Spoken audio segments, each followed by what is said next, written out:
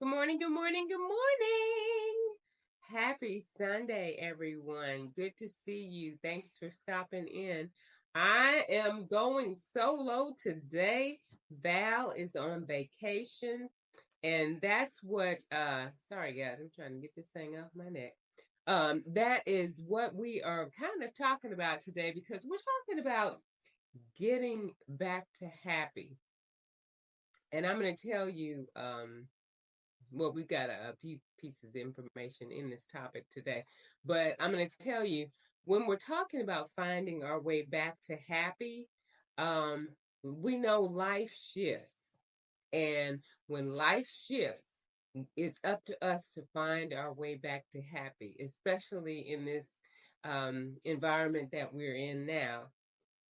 We got to try to keep ourselves in that happy space. So when life dramatically shifts through the loss of a spouse, it could be a change in your financial status, a job relocation, any of those kind of things, major things like that, loss of a child, loss of a loved one, period.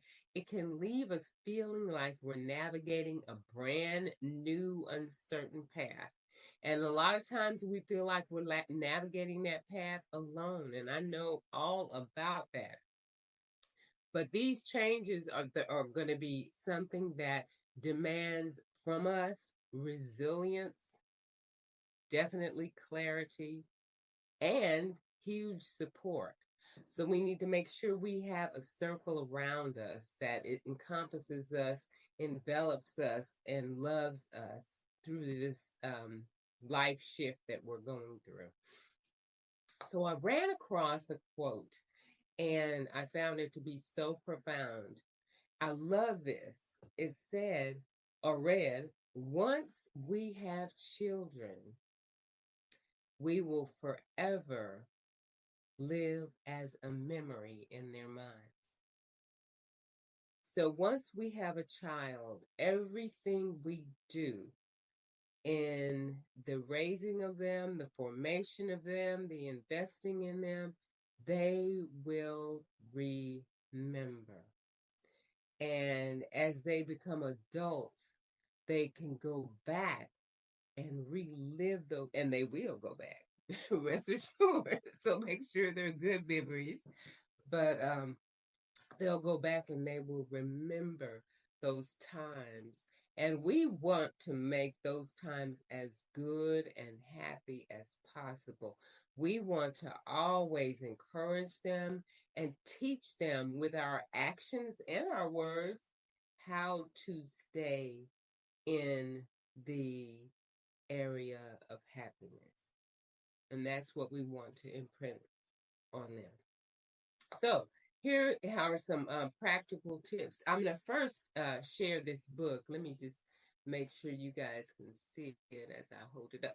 I read this book, gosh, when she first wrote it, and I can't remember when she wrote it. It's the actual um, sequel to Waiting to Exhale, but it's Terry McMillan's, let me get it here, Terry McMillan's Getting to Happy. And it's a fiction book, but it's very good.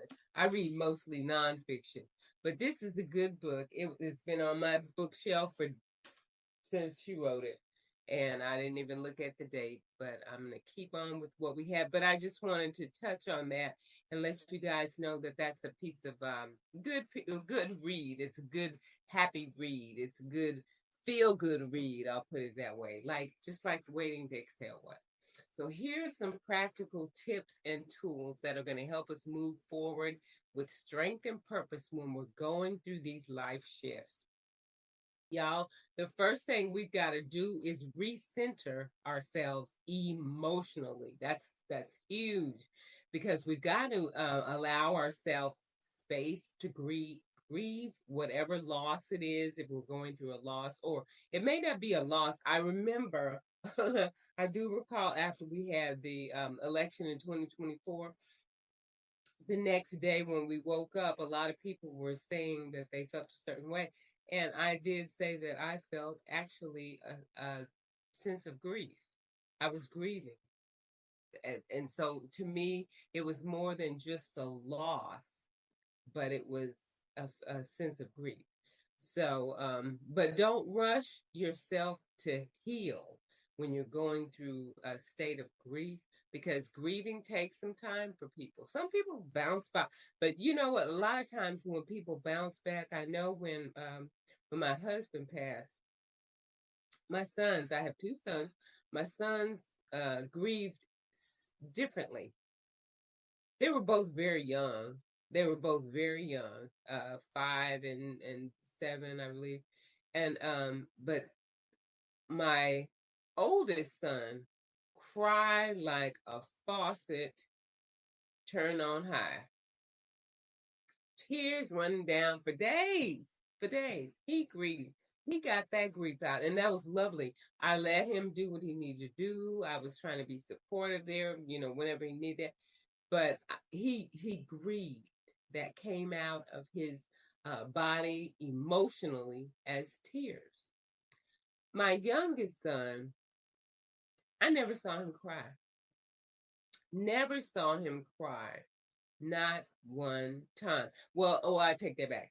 We were at I think it was a family gathering after that, and we were talking about my husband, and a lot of people, started tearing up and crying. He did. He and it was funny because I was surprised to see his face first made the expression of crying, and then I saw one little teardrop, and I said, and in my mind I was thinking, I hugged him and everything, tried to console him, but told him everything was going to be fine and everything, but I wondered if he forced it out because everyone else was crying and he had never cried before. So, what I can say is that I have seen the emotions from the loss of his father come out throughout his adult life. And when I say adult, I mean maybe 18 and over. Okay. And he's in his 30s now, but I still see the loss of his father coming out. So people grieve differently. I said all that to say this. I wasn't I wasn't uh, going way off topic, but I wasn't digressing. I was just making a point. People grieve in different ways, but anyway, therapy or grief counseling is something that's really helpful, y'all. We can do that in person, or there's a lot of options online. I know there are a couple of spaces that people probably have heard of. BetterHelp and then Talkspace are good. Journaling. I know Val, she's not here today, but she does a lot of journaling and writing and things like that. There's some apps like Day One or Physical Journals help process your thoughts. And a lot of people say that. I'm not one of those people. I don't, and it's so good though, guys. I will say this. Maybe I will start journaling. But I have done some journals in the past. I'll say maybe in my 20s and 30s, and they're still on my library in my on my bookshelf, and on my bookshelf. And then when I go through them, just because I want to go down memory lane or something, I'll grab it off the bookshelf and look at it. And when you read the stuff about what you were feeling and you were experiencing that day, it can blow your mind, especially when you look at it in comparison to where you are today, what you have experienced, how the journey has progressed.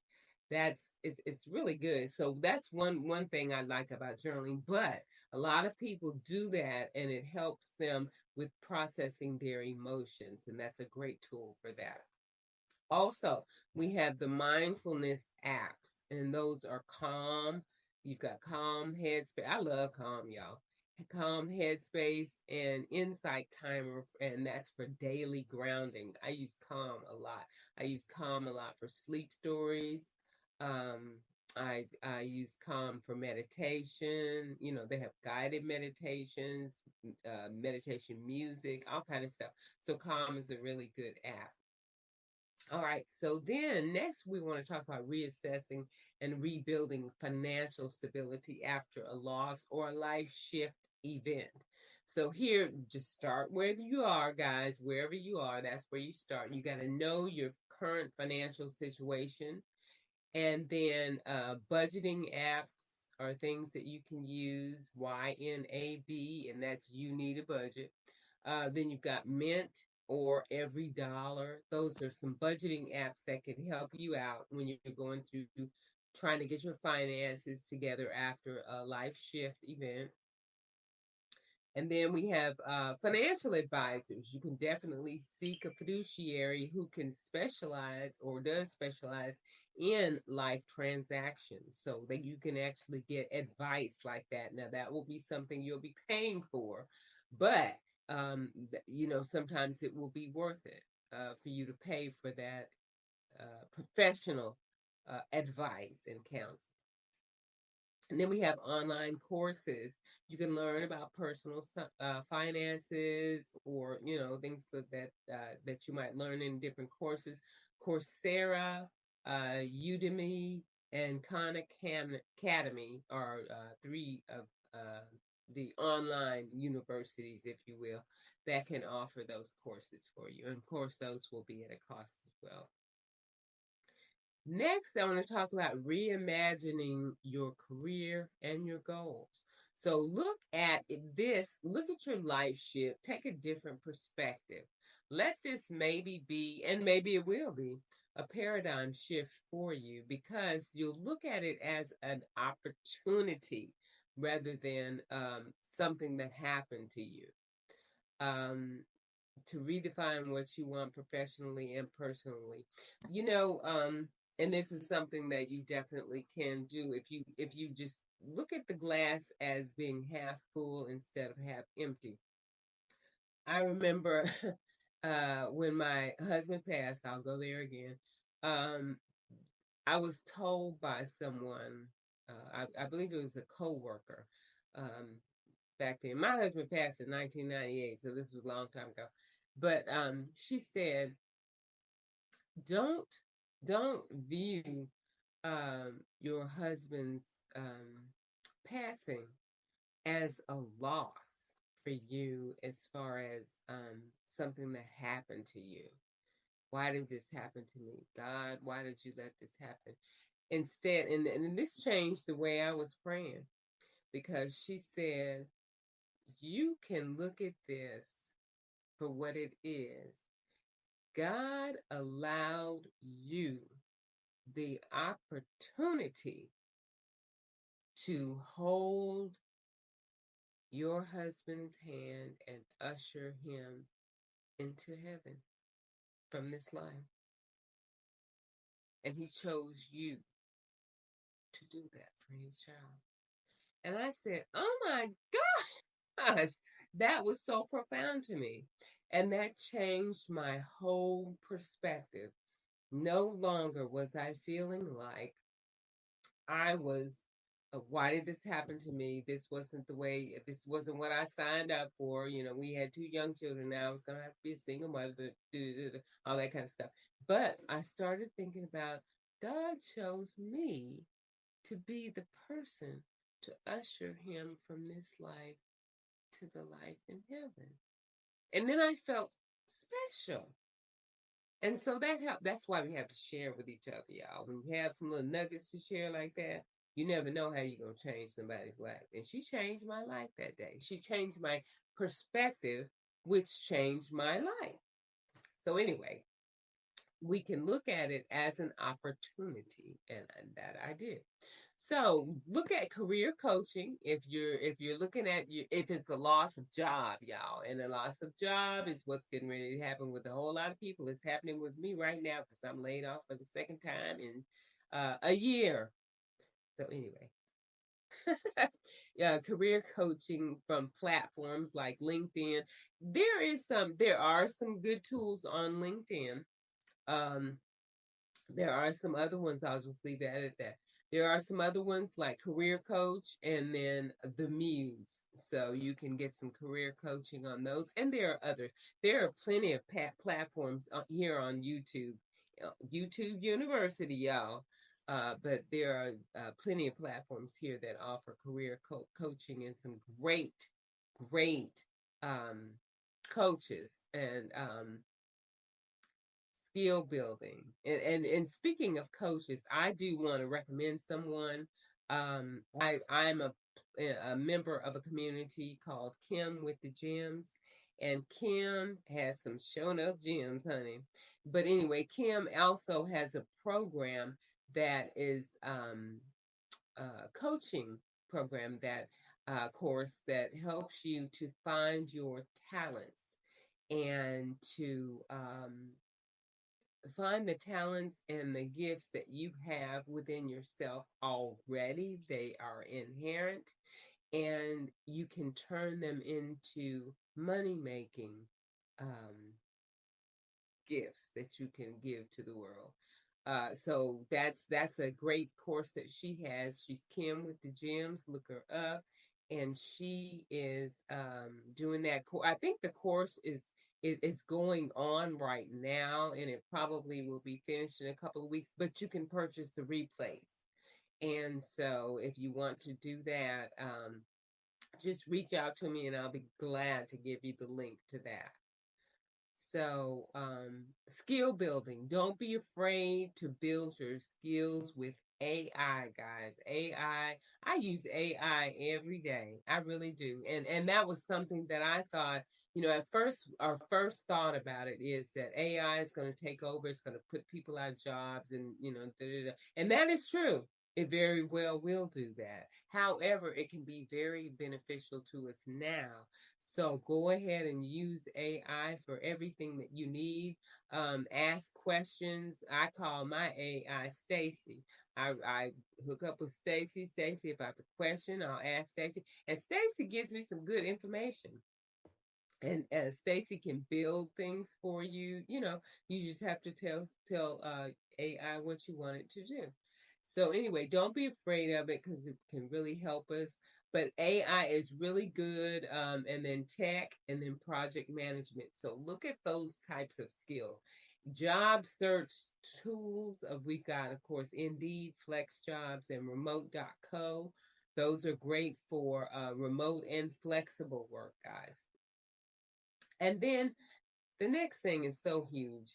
Build a supportive community. So, and during that time, I was talking about this earlier, we may feel alone while we're going through or when we first start getting to that stage of whatever the loss is, but we don't have to stay alone. Build communities, find communities, meetup.com. You can find a group based on shared interests, life stages. If you're relocating globally, the expat communities are so good and helpful, y'all. Because if you are thinking, and a lot of us are right now, and I'm going to tell you right now, let me stop right this conversation at this point. If you don't, I talked to 4 people yesterday who have expired passports. If you don't have a passport, get a passport now. If your passport is expired, get it renewed now. Y'all, that's all I'm going to say. Okay? We're turning into a police state. And I don't just mean the state, I mean the entire country. So please get your passport. Just have it there because many global locations that you can go to, you can get on a plane and go there and stay there for 6 months on your passport. You don't have to have your residency yet, but a lot of them allow you the 6 months to just stay there on your passport. And then you have to come back and then come back into the country. But work on your residency if you're looking to relocate and you know where you want to go. But everybody, please get your passport. Either get a new one or renew it. Okay. So then apply for residency and then join those expat groups abroad. Now, faith or spiritual groups, a lot of churches or spiritual and faith organizations do offer support specifically for those who are experiencing loss of life, like a spouse or children or even close friends, something like that. Online forums, you have Reddit, and they do have grief support and personal finance groups. And then you have some Facebook groups that will, be according to whatever it is you're looking for. So in that topic, whether it's grief support or finance or whatever it is. Then create structure and purpose in your life. So structure restores a sense of control within our being, and even small routines can help us. With those planner apps, get things like Notion, Foodist, or Google Calendar to help you just be in control of your life, honey. Because, because if you're grieving stuff, sometimes, and it depends, some people are actually depressed people. And if they're depressed, then they will maybe not want to get out of the bed for days and weeks. And that's when it's important to be in community, y'all, because we need to call and check on them and maybe even pop up over there and do a wellness visit. So a wellness check is what they call it. And then, but the calendar, I live by a calendar, y'all. I use my, I'm so old school. I use, I use my um paper calendar, and it's full. There's something like the first thing I do when I come in my home office every day when I get up and come out of my room, done all my little routine stuff that I do. I come in here and in my office, and then I look at my calendar. I turn on laptop lights and all that, but I look at my calendar first to see what do I have to do today. That's why I put everything on my calendar. Whenever I schedule an appointment for anything, doctor's appointment, real estate appointment, consultations, whatever, events, I put it on my calendar, and that way I know nothing gets dropped through the cracks. Because all I have to do is look at my calendar, and it tells me what does it tell me, but it shows me what's on there today on my plate for me to do. So anyway, then we have some goal trackers, and then things like strides and simple checklists. If you're going through things and you need some help because your thoughts are convoluted with what you're going through, then this can help you to stay on track with your goals. If you're in some type of a scenario where your goals must be met, and you can't get off track with that, then let these apps help you with staying on track with your goals. Then you have some volunteer opportunities. You know what? And I know this for sure. Whenever I am in a situation where I'm down about anything, the thing that pulls me back up is giving back to others. When I can get out of my funk, if you will, and give back to others to bring them what they need, peace, happiness, joy, anything like that, it lifts my spirits, and I'm not even thinking about my funk, whatever it was. So definitely give back to others, volunteer, and give back to others while you're going through that time. And then redefine in your mind what alone actually means, because being alone does not at all mean being lonely. And I know that for a fact. It can be freedom, it can be clarity, it can be a period of self discovery. I love being alone. And when I'm alone, I'm not lonely. Um, the difference is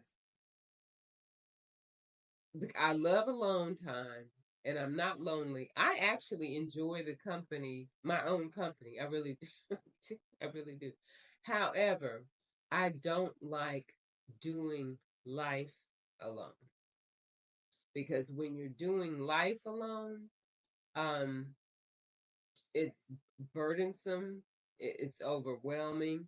because you don't have that person who's your partner to which you can confide, you can bounce things off of, because that has to be a trustworthy person. You know, somebody who's gone through things with you, who knows you inside and out. You guys are a team, that kind of stuff. And so if you don't have that, or if you don't have family who knows you, you trust them, then it can be lonely. So make sure that you try to surround yourself with loved ones, even if you're doing this alone. Just make sure you have friends, family, spouse, or I was going to say boyfriend, girlfriend, fiance, whatever, significant other. That's the word I was looking for.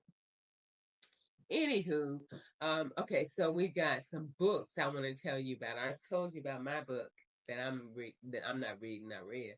Um, Option B by Cheryl Sandberg. It's on resilience after loss, and so that's really good. Also, The Art of Doing Nothing by Veronique Vien, Embracing Solitude. The Art of Doing Nothing, Embracing Solitude. And then Atomic Habits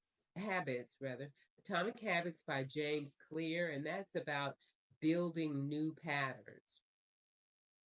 So I will be remiss, you guys, if I don't end with this.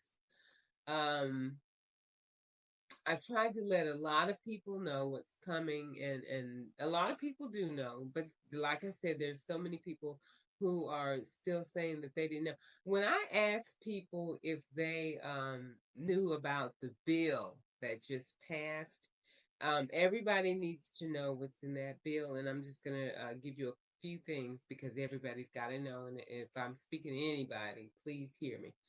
So as of now, which is July 2025, the big bill is the recently passed federal budget deal, or the spending package, they call it. And the key cuts from that are freezes to programs like education, Department of Education, Department of Public Health, and housing assistance. So the IRS funding rollback, roughly 10 to $15 billion of previously allocated IRS funds from the Inflation Reduction Act have been clawed back. So slowing IRS modernizes the enforcement efforts. So now the IRS is going to be cut back because they're making 10 to $15 billion of cuts from that the funds that were allocated for that. The COVID era unspent funds. There were some unspent funds. The bill is now rescinding those COVID-19 relief funds, pulling back billions from the programs that had unused allocations across the states of federal agencies. And then we got student loan program adjustments. The administrative cuts and streamlining program are including funding changes for income-driven repayment plans. A lot of people are on those plans. No full forgiveness rollback, but tighter cost controls. And those are including garnishing paychecks. Garnishing paychecks. Hear me clearly. For student loans, work requirements for federal aid, so expanded work requirements for SNAP. So in order to get SNAP, or what SNAP is, you guys, is Supplemental Nutrition Assistance Program, and that's food stamps. That's what it was previously known as. And then there's another program, it's called TANF. TANF is the federal name. Georgia has TANF as well. I know when I was working with the Arkansas project, they use T, and it's temporary. Shoot, I forgot what it was. Something assistance, but they're the same thing. T and TANF. TANF is temporary assistance for needy families. So especially for able-bodied adults without dependence. And what they're looking for here with SNAP and TANF is for people who are what they consider able-bodied to have to go through a more strict process to qualify. So you'll have to fill out more paperwork, have more interviews, and pass different things to be able to get those funds. Whereas now you could just put in an application and it was approved. You had maybe an interview on the phone or went down to the office, and then you got your SNAP benefits or your TANF. Which TANF is actually money that they pay you. They pay you actual cash dollars for that. It's not much, believe you, but because all the welfare programs are dealing with people at the poverty level. So if you're at the poverty level, that's what they're basing that off of. Now, many people don't know what's in the bill, and a lot of these things will actually kill people because Medicaid is being cut by billions of dollars, and people are coming off of Medicaid. A lot of people are on Medicaid and don't even know they're on Medicaid. They're on the state program, and whatever the state program name is, that's being subsidized by at the ACA. Which people call Obamacare. And so that's they had no idea they were even on for Affordable Care Act. They had no idea they were even on what they call Obamacare, because some people just didn't want to be on anything related to Obama's name. But anyway, what the bottom line is, the reason I'm saying all this is that we need to stay ready so we don't have to get ready, y'all. If you stay ready, you never have to get ready. And just a few consequences: $3.3 million, 3.3 not million, trillion dollars are being added. Is it 3.3 million or trillion? I can't remember. Are being added to the national debt. I think it's trillion. Anyway, but because of these things, these are the consequences.